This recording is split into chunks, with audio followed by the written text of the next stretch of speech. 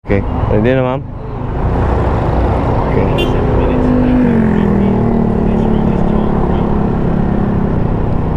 Alright folks, so again, welcome back sa ato YouTube channel, JT Moto Vlog. Another blessings mga ko sa ika-12 ba ni or 13 na mga ko. Basta 11 to nung wala na kayo kung kamonitor sa akin. Pila nini nga pasayro mga ko no.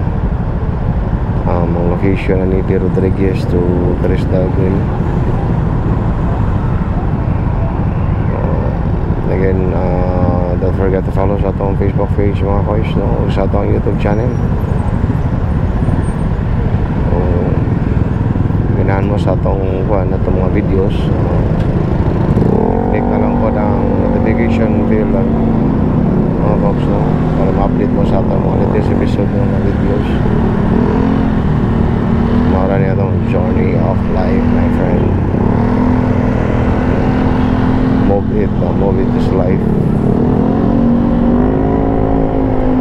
Move it.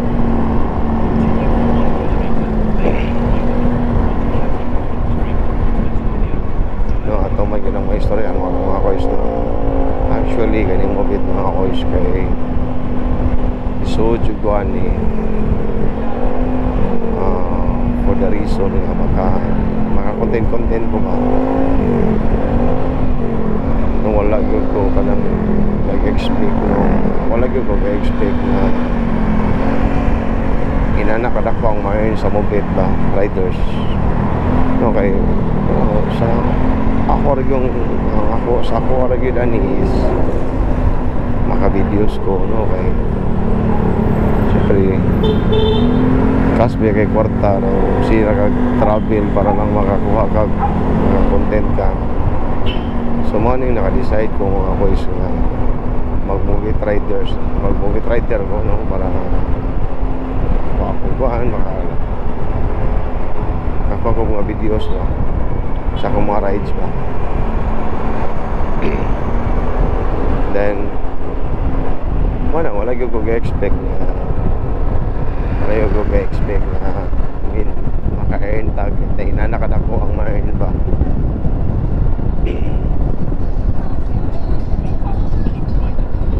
So salamat, happy kayo, happy ra jud sa kayo sa ako ang ginabuhat na ano man. Hilig na ko ang motor no, so wala, sige ra kag motor, sige ra na enjoy niyo nga human kaduhang rason kay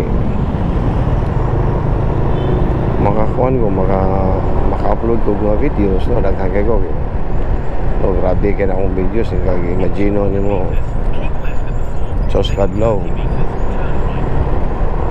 20 ka videos, 15 ka videos no, hindi gamay siguro 5 videos ka ng kapoy ko kayo ba no, so ginahan na siya niya katulo mga koys naka-earn ta no, naka-earn tag something, naka-earn tag kwarta, so makadatag something sa table ba, ni huli ba mo na pinaka-the best mo nang ako mga koys sa pagkakaroon happy juga ko sa mobit no, basta dili na mausabang ilahang hindi lang mausabang ilang struktura ba kay bata ka ba near future usbo nila ilang mga struktura tungkol sa competition no, labi na karon nga ni down na po ng line nga company ba, ni down na po sa ilang price no, sa napitihan no.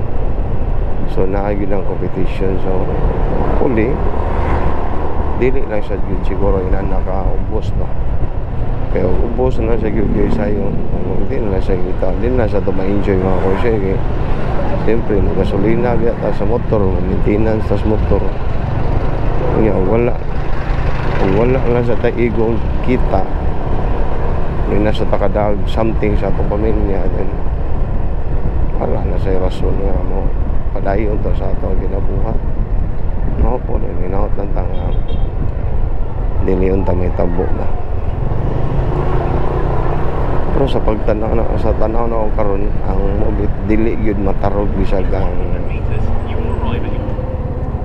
bisan pa og ayay atras ta gamay bisan pa og mo down ang ubang company no kay kabaw ko nga kuan jud ka ng intact pa jud kay ang mobit.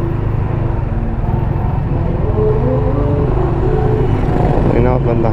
So doon na tas location mga koy 160 meters na lang. So thank you all for watching and again GT Motovlog. I-follow na lang po sa tong page no. Official page na to, Facebook page na binigay sa tong YouTube channel. Paki-subscribe then. Alright, so thank you all for watching. Till next video na sa phone mga koy. Bye for now.